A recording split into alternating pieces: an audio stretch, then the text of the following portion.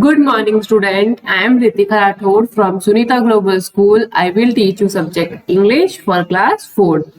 इससे जो पहला वीडियो था उसमें अपन ने चैप्टर 11 किया था, स्प्रिंगिंग टू एक्शन वाला। तो वो पोयम थी एक। उसके बाद मैंने उसके क्वेश्चन आंसर्स आपको करवा दिए थे। अब अपन न्यू जो चैप्टर पढ़ेंगे वो उसका नाम है chapter number 12, the history of Olympics. क्या है इसमें, क्या बताया गया है कि ओलंपिक्स जो गेम होते हैं वो उनकी क्या है हिस्ट्री बताई गई है इस चैप्टर में, कि उनकी हिस्ट्री क्या, उस ओलंपिक गेम की हिस्ट्री क्या रह चुकी है वो अपन इस चैप्टर में पढ़ेंगे। अब आपको देखो, लेट्स गेट गोइंग में कुछ क्वेश्चंस दिखेंगे, इनको पढ़ते हैं। What do you this images remind you of? ये इमेज आपको क्या रिमाइंड रखती है? ये जो इमेज दे रखी है आपको क्या बताती है, क्या याद दिलाती है? Can you name the city in which the Olympic took place in the following year?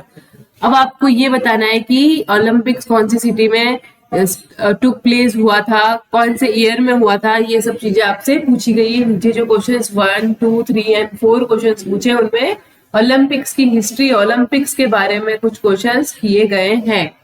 अब आप क्या करोगे, ये क्वेश्चंस अपन क्या करेंगे बाद में करेंगे। क्यों? क्योंकि पहले चैप्टर रीड करेंगे, चैप्टर रीड करने के बाद आपको ये क्वेश्चन आप आंसर खुद ही राइट डाउन कर लोगे। तो पहले अपन ये क्या करते हैं, चैप्टर रीड करते हैं। नीचे चलते हैं, चैप्टर रीड करते हैं। Read and rejoice. The Olympic games started in the ancient city of Olympia. क्या बताया गया है कि जो ओलंपिक गेम्स कहाँ स्टार्ट हुए थे, उनकी एशियन प्राचीन सिटी थी, उसका नाम है ओलंपिया।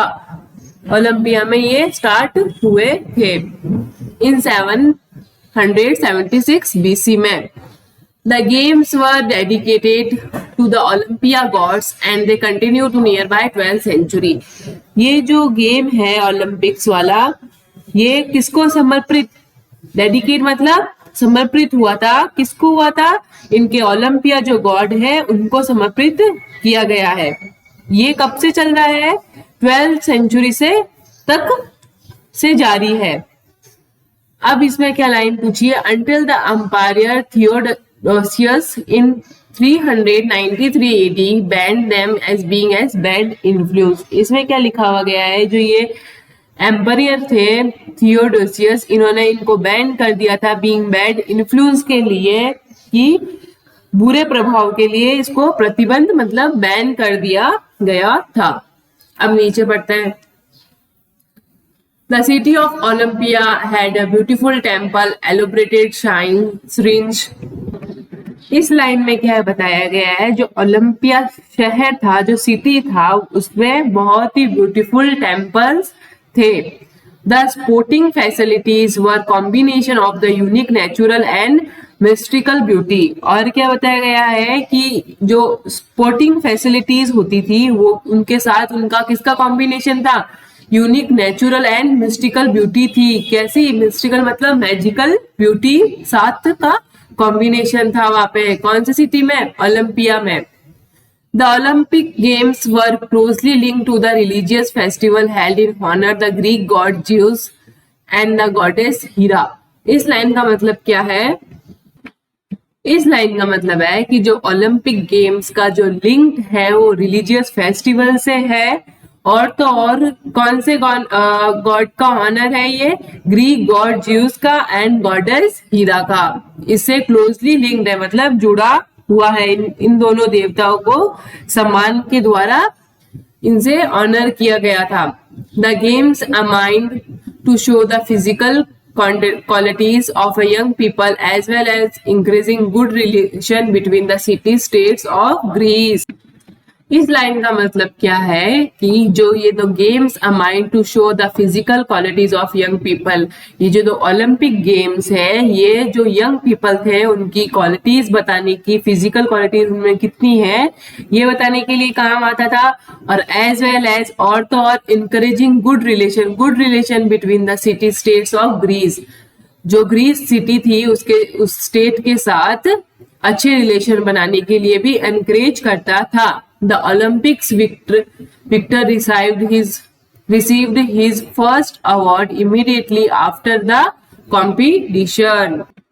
इस लाइन का मतलब क्या है? जो ओलंपिक विक्टर थे, विक्टर मतलब विजेता, ओके, जो विनर था उसको हाथों हाथ रिसीव्ड अवार्ड मिल जाते थे उनके कॉम्पिटिशन के बाद।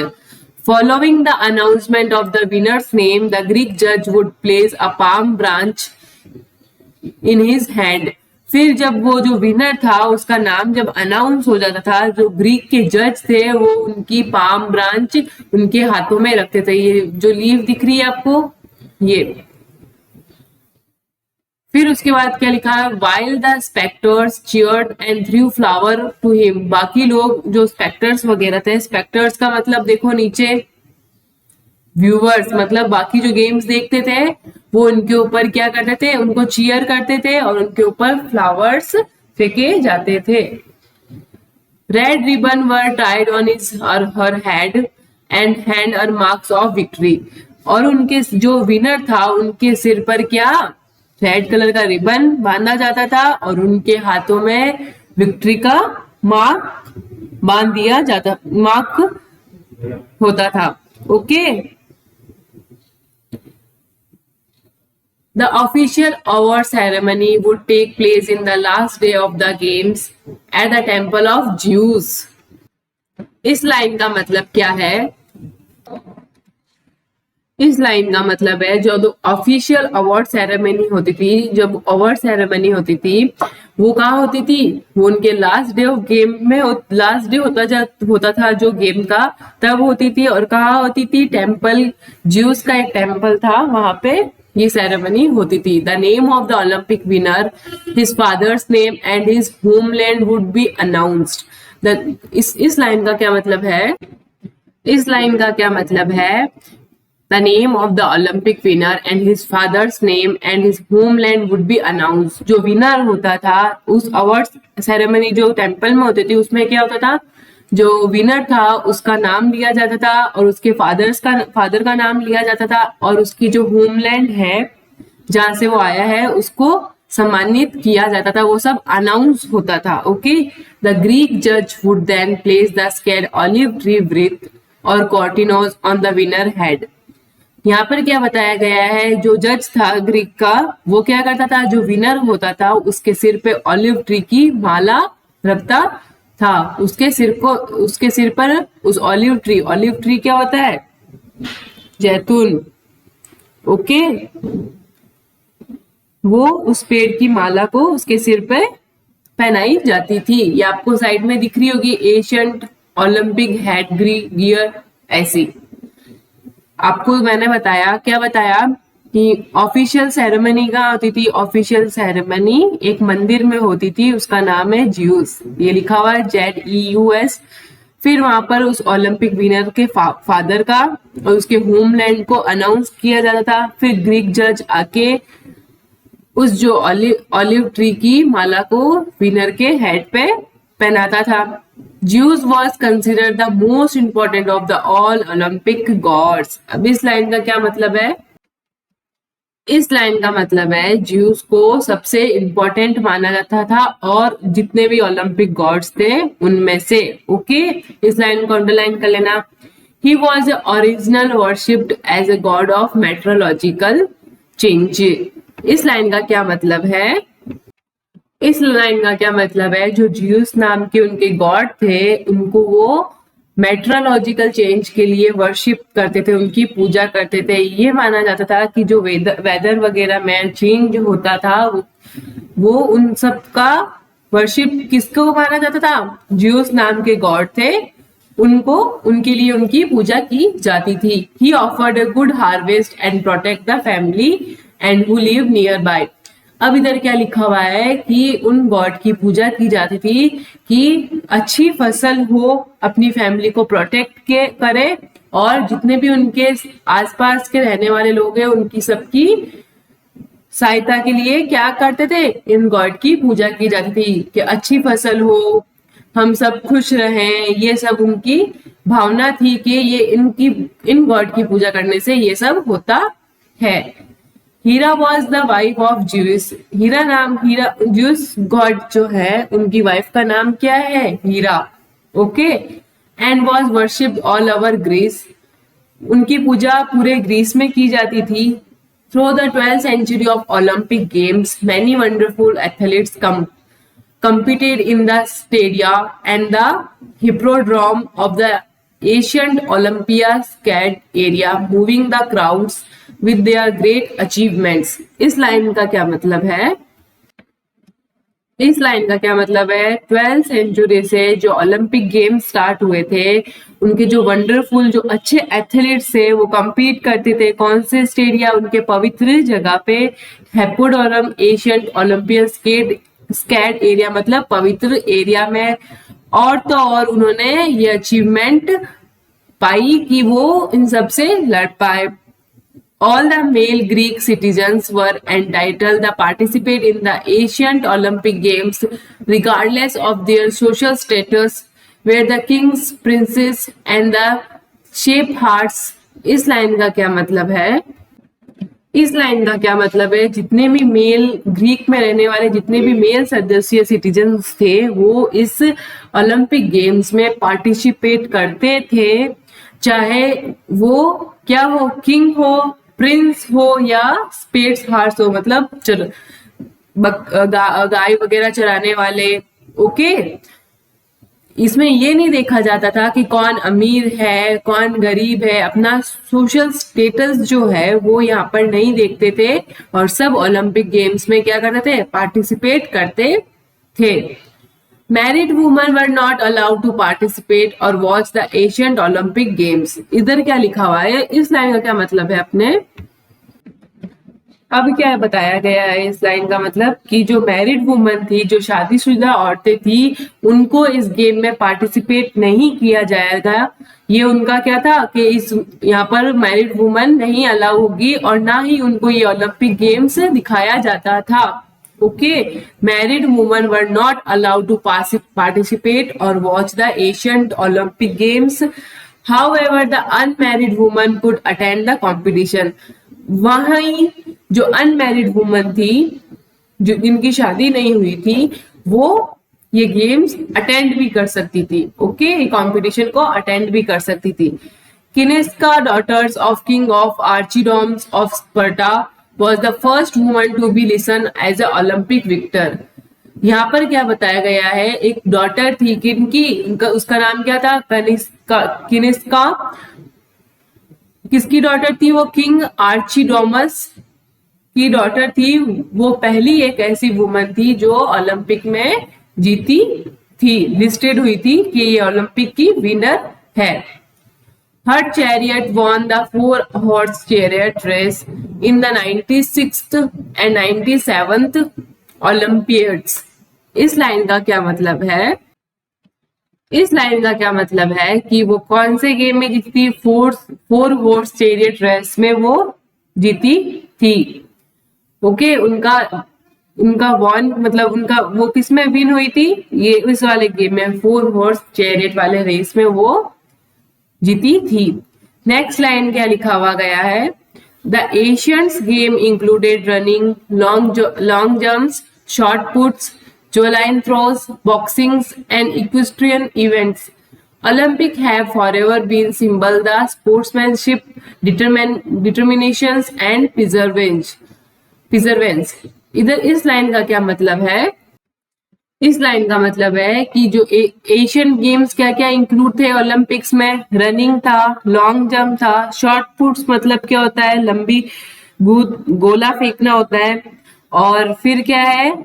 जॉलाइन थ्रो, इसका मतलब है भाला फेंकना, और बॉक्सिंग थी, बॉक्सिंग मतलब सबको पता है मुक्केबाजी, एंड इक्वेस्ट्रियन इवेंट्स का मतलब क्या है? घुड़सवारी। ये सब चीजें, ये सब जो गेम्स है, ये सब गेम्स इनमें इंक्लूडेड थे।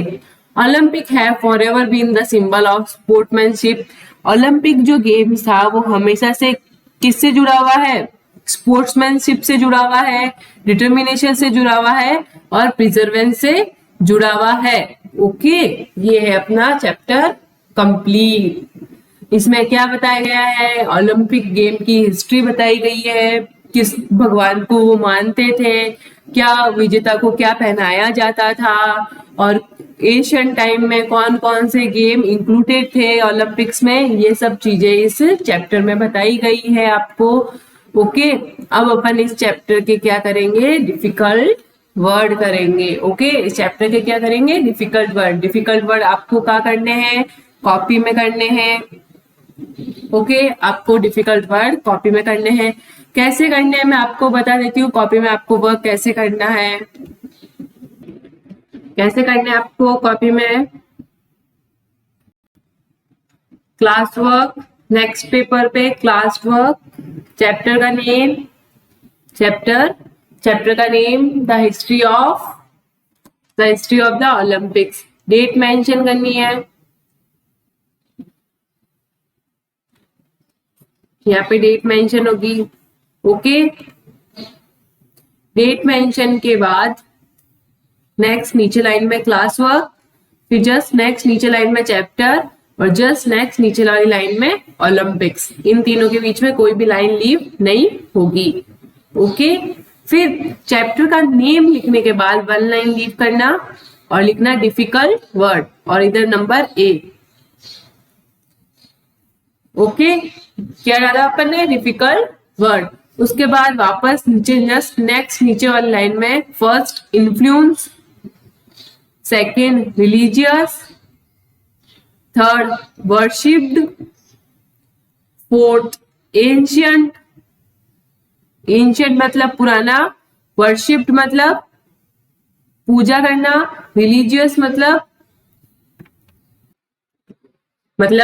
धार्मिक, वर्शिप मतलब पूजा करना, एशियंट मतलब पुराना, इन्फ्लुएंस मतलब इसको इन्फ्लुएंस करना, और नंबर 5 क्या है, डिटर्मिनेशन मतलब कोई चीज का दृढ़ निश्चय कर लेना। फिर उसके बाद क्या है, इनकरेज करना किसी चीज के लिए।